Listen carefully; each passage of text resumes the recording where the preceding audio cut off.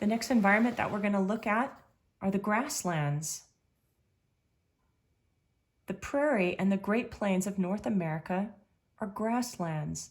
As you might expect, grasses are the main plants growing there. Few trees and bushes grow in the grasslands. Range fires often sweep across the grasslands, burning the dry grass and small trees. Grass plants are not killed by fire. They can grow new blades from their underground roots in the spring. Many other plants are not adapted to survive fire. Fire helps the grasslands stay the way they are. So it seems like it's a natural occurrence. I don't know what might cause the grassland fire, maybe lightning. But there needs to be, besides humans starting fires, there needs to be a natural way, because it seems like this is a natural process of the grasslands. So many animals live in the grasslands. One of the animals that live there, it's what's called a prairie dog. They have strong legs and claws for digging tunnels underground. So their way of digging tunnels is a behavioral adaptation that helps them survive. So they will dig intricate tunnel paths. So they will have a front entrance and exits. So this will help them escape and hide from predators. So they have lots of tunnels. So if a predator, a coyote, or something is waiting by one of the holes, it can escape out another hole. They come out to eat the grass. So the grass, they're grass eaters. Grasshoppers might live right in the grass. They jump and fly from place to place to get food. American bison, or the buffalo, wander across the grasslands, and they are herbivores. They eat grass as they go. Here is a bird called a horned lark. This is a bird of the grassland. They are seasonal, so they migrate to the grasslands in the summer to feed on the grass and seeds and raise their young.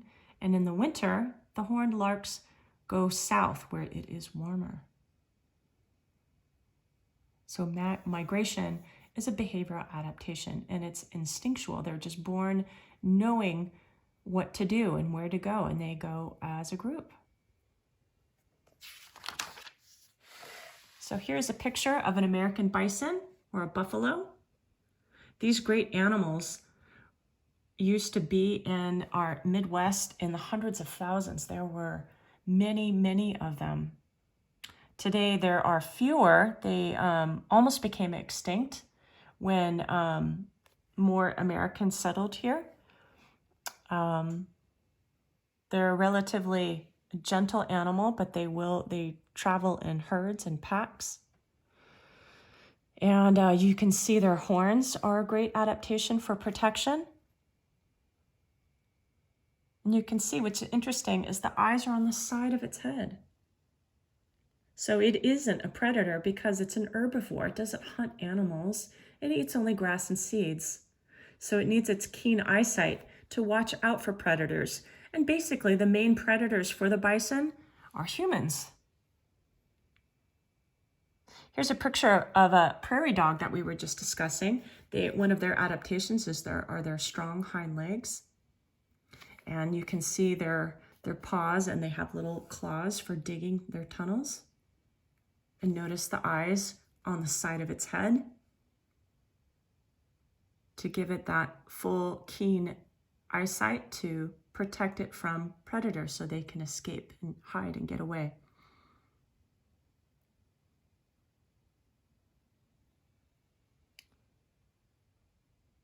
And here's a picture of a grasshopper. So you can see the grasshopper's hind legs. They have very strong legs, and then you can see part of its wing here.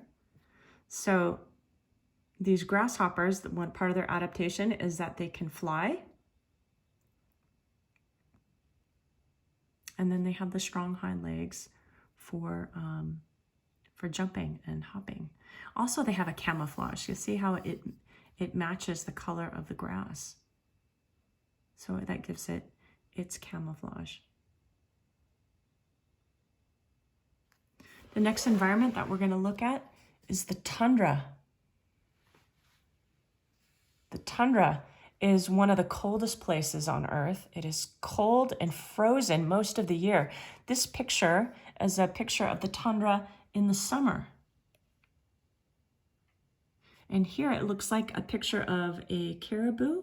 Usually mostly we have caribou in the tundra.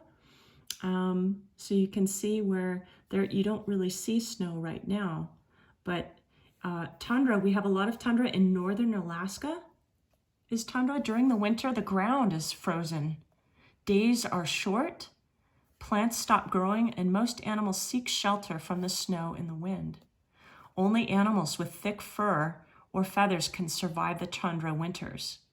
Arctic foxes scavenge for scraps of food. The ptarmigan scratch through the snow to find seeds and small plants. Foxes and ptarmigans grow white fur and feathers in winter. They blend in with the white environment. So this is a picture of an Arctic fox.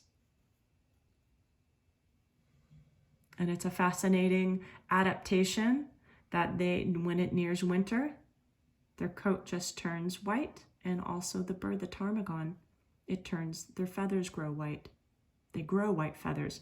And in the spring or in the summer when the snow melts, their fur, guess what, matches. It goes back to a brownish, greenish, not green, but a brownish, reddish color to match its surroundings. So its greatest adaptation that it has is camouflage. Also, the fox has a thick layer of fur to keep it warm. And it also is very fast. So notice that it has a lot of eyes. Its eyes are at the front of its head, so it doesn't have a whole lot of predators, but it is mainly a predator. It hunts other animals and it eats meat. And the ptarmigan feathers, they also turn the grass color in the summer. And then notice where its eyes are on the side of its head, because it has more predators.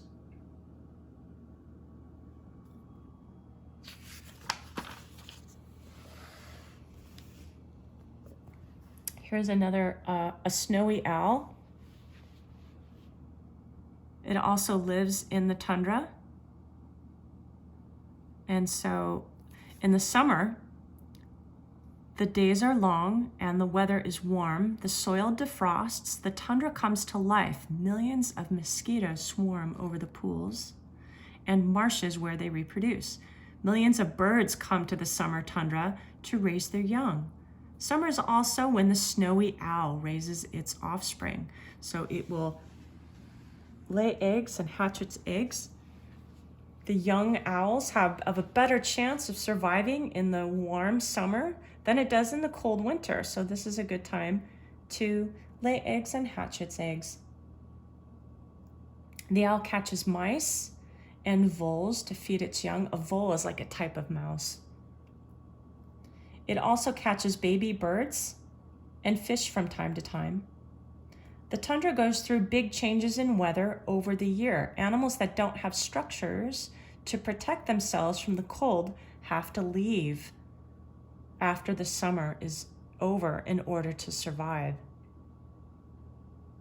So I think maybe perhaps the snowy owl will move and into an area where it could find food better.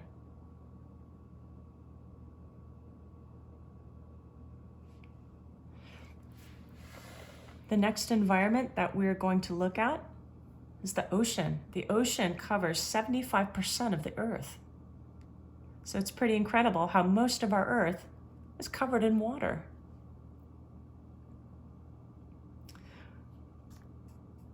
Water in the ocean is cold in the far north and south and warm in the middle parts of the planet. The warm ocean basins are called tropical oceans. Life on land is based on plants, but there are few plants in the tropical oceans. The tropical oceans are known for their diversity of their animals. The most important animal in the tropical oceans are the corals. So if you didn't know, the coral, here's pictures of coral. They are animals. They're an organism.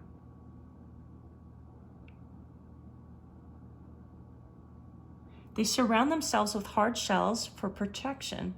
In this way, they build huge structures called reefs. Thousands of animals make their homes in the coral reef environment. So you might have seen coral. I haven't seen coral in California, but I've seen this in Hawaii. If you've ever been to Hawaii, they have coral there. They have coral beds. Also in Australia, they have a great coral reef there as well. And we can see, here is a picture of a sea turtle. This is an animal that is adapted to live mostly in the tropical oceans. It has flippers. So you know it's a sea animal. The tortoise, if you remember the tortoise, it has front paws, so it's adapted for land, but you can see how this tortoise, or the sea turtle, is adapted to swim in the ocean.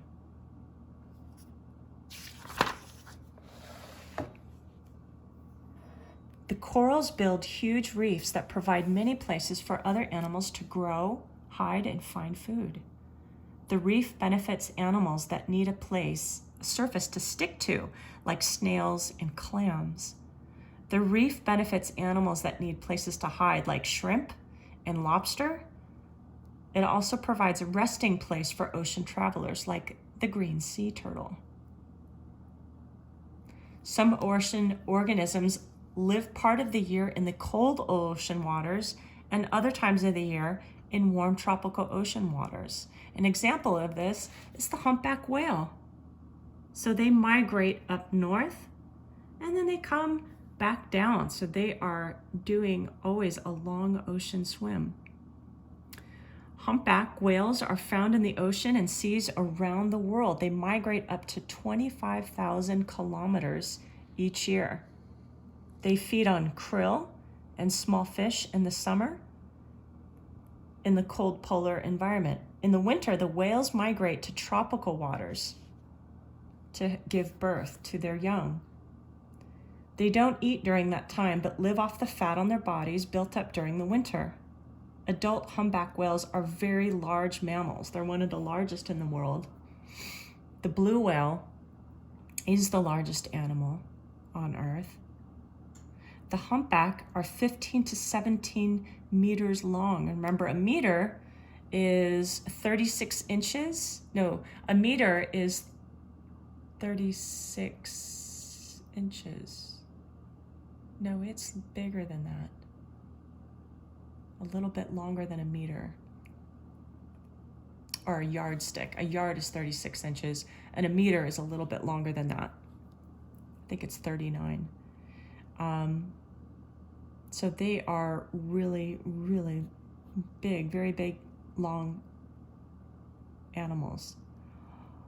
Young whales are called calves, and they're about 6 meters long.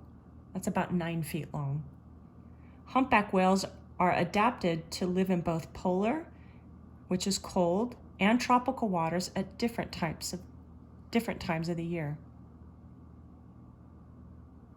And so we can also look at, these are some other ocean animals, a stingray.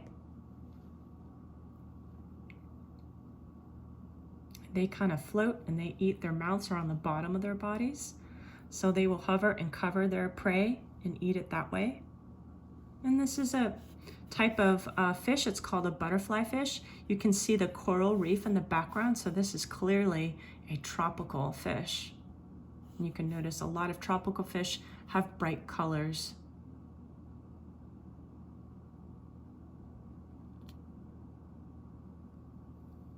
So to recap, we have different types of environment in our Earth. We have the ocean environment. We have the tundra environment. We have grassland environment, forest environment, the desert environment, and wetland environment.